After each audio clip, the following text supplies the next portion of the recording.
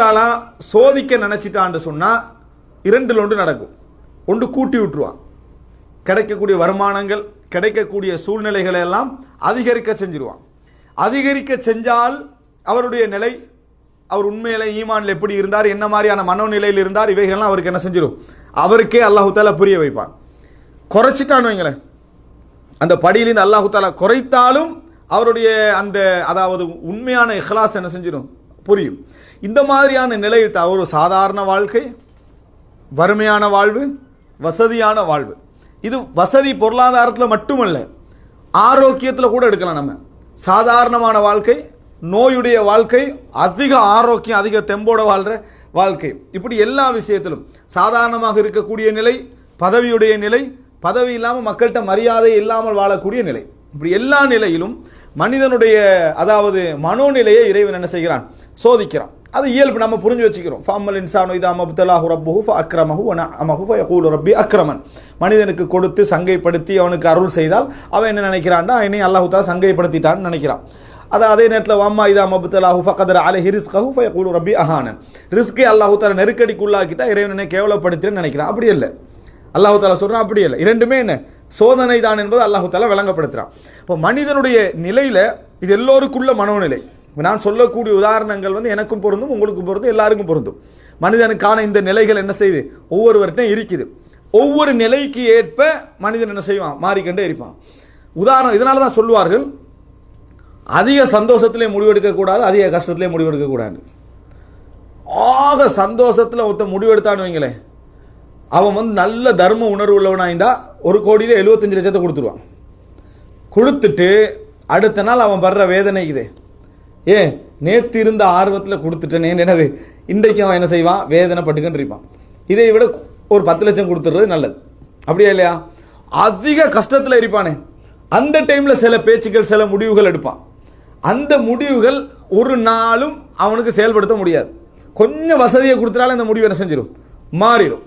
இதனால தான் அந்த மாதிரியான வாக்குகளை என்னது இஸ்லாம் கவனமாக இருக்க சொல்லுது. இந்த மாதிரியான வாக்குகளில் நம்ம கவனமாக இருக்கணும். எப்பொழுதும் சோதனைகள் என்ற நேரத்தில் ஒருவன் முடிவெடுப்பதும், சந்தோஷமான நேரத்தில் முடிவெடுப்பதும் எல்லாமே என்ன செய்யும், ஒரு சரியான ஒரு நிலையாக இருக்காது. நடுநிலையான லைஃப் போயிட்டு இருக்க டைம்ல முடிவெடுக்கிறது தான் பொருத்தமான ஒரு அம்சமாக இருக்கும். இப்போ நம்ம மனித வாழ்க்கை என்பது இப்படி பல அம்சங்களோடு சம்பந்தப்பட்டிருக்குது. உண்மையிலேயே சிறந்த திறமையானவர்களை உருவாக்குவது சந்தேகம் இல்லாமல் கஷ்டமான சூழ்நிலை தான். சிறந்த திறமையானவர்களை உருவாக்குவது சந்தேகமே இல்லாமல் எந்த சூழ்நிலை, கஷ்டமான சூழ்நிலையை தான் ஒரு சிறந்த மனிதர்கள், தலைவர்கள், நல்ல வழிகாட்டிகள் உருவாகிறாங்க. எந்த இடத்துல, பெரும்பாலும் ஒரு மனிதனுடைய கஷ்டமான சோதனையான சூழ்நிலைகளை தாண்டி வார ஒரு மனிதன் தான் இந்த சமுதாயத்தில் ஒரு பெரிய இடத்துக்கு என்ன செய்வான், அதாவது சாதனை படைக்கக்கூடிய இடத்துக்கு பெரும்பாலும் வரும். பெரும்பாலும் அந்த மாதிரி இல்லாத நேரத்தில் பெரும்பாலும் அவர்களிடத்தில் சாதனைகள் குறைவாக இருக்கும். அதே நேரம் ஒரு வார்த்தை, ஒரு அறிஞருடைய வார்த்தை, கஷ்டமான சூழ்நிலைகள் நல்ல வசதியான சிறந்த ஒரு சூழலை உருவாக்குகிறது. கஷ்டமான சூழ்நிலை நல்ல வசதியான சிறந்த ஒரு சூழ்நிலையை உருவாக்குகிறது.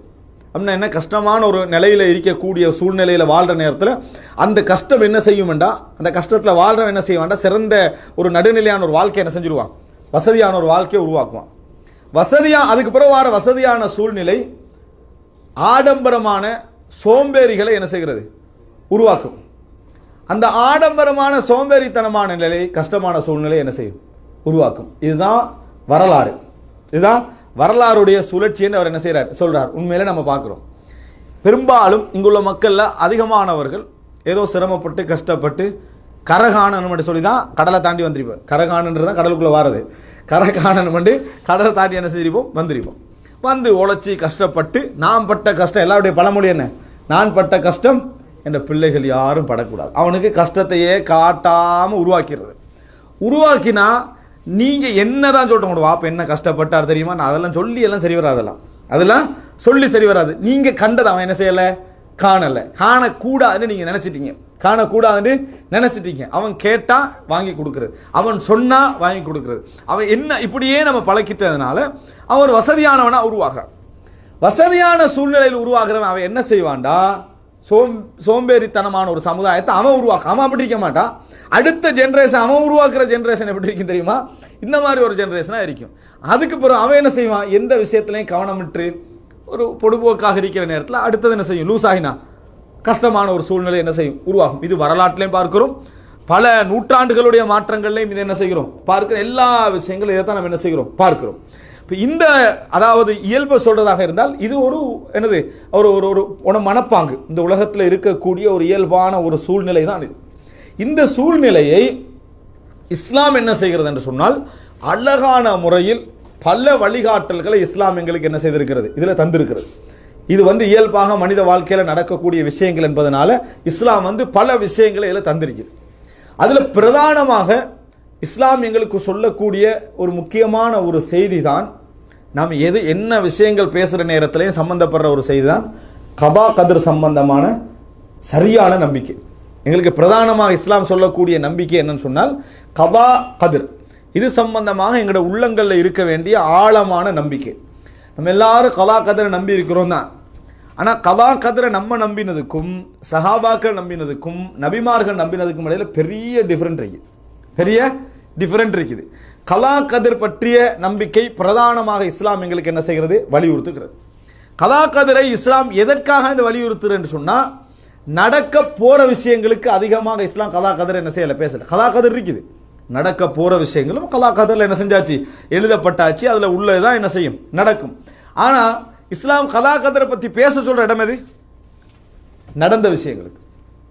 நடந்த விஷயங்களில் எல்லாம் ஒரு முஃமின் என்ன செய்யணும் என்று சொன்னால் உடனே தூக்கி போட வேண்டிய இடம் எது, கலா கதிர் தான்.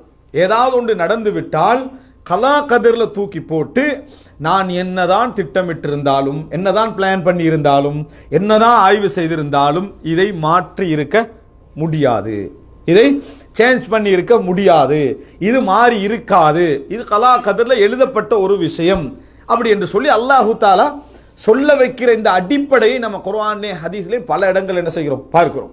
அல்லாஹு தாலா சொல்றான் லிகைலா தஸவ் அலா மா ஃபாதக்கும் வலா தஃப்ரஹு பிமா ஆதாக்கும், அதாவது நீங்கள் கடந்த விஷயங்களுக்கு கவலைப்படாமல் இருப்பதற்காகவும் உங்களுக்கு தந்ததில் பெருமை அடிக்காமல் இருப்பதற்காகவும், வந்ததை வச்சு அதாவது கஷ்டங்களை தாங்கிறது மட்டுமல்ல, வந்ததுல பெருமை அடிக்காமல் இருப்பதற்காக உங்களோட முயற்சியுடைய பங்கு கொஞ்சம் தான். நீங்க இந்த முயற்சியை எடுக்காட்டி கூட சில பொழுது என்ன செஞ்சிருக்கும், இது உங்களுக்கு கிடைத்திருக்கலாம் என்கிறதற்காக அல்லாஹ் தஆலா சொல்லி காட்டுறான். அப்ப பிரதானமாக நான் இது கதா கதர் பத்தி விரிவாக இங்க பேசல, நம்ம நிறைய படிச்சுக்கிறோம். கதா கதர் என்பது இஸ்லாமிய சமுதாயத்தில் அதாவது நாங்கள் மனதில் பதிந்து கொள்ள வேண்டிய விஷயம். சோதனைகள், நமக்கு கஷ்டமான சூழ்நிலைகள், இந்த மாதிரி நேரங்களில் ஒரு முஃமின் நடுநிலை தவறாமல் இருக்கு. நாம் சொன்ன இடம் எது, நடுநிலையாக வாழ்ற நேரத்தில் நடுநிலை தவறாமல் இருக்கல, அது பெரும்பாலும் நடுநிலையை தாங்க பிரிப்பீங்க. கஷ்டமான சூழ்நிலைகள் வார நேரங்களில் நம்ம நடுநிலை தவறாமல் இருப்பதற்கு மிக பிரதானமான இடமும், வசதியான சூழ்நிலைகளில் எங்கள் மனம் பெருமையில தளராமல் இருப்பதற்கு மிக சரியான இடமும் எது, கலா கதிர். அதற்கான அடித்தளங்கள்ல உண்டு என்னன்னா கலா கதிர். அல்லாஹு ரப்புல் ஆலமீன் நாடிய ஒன்றுதான் எங்களுக்கு என்ன செய்யும், நடக்கும். குல் லை யுஸீபனா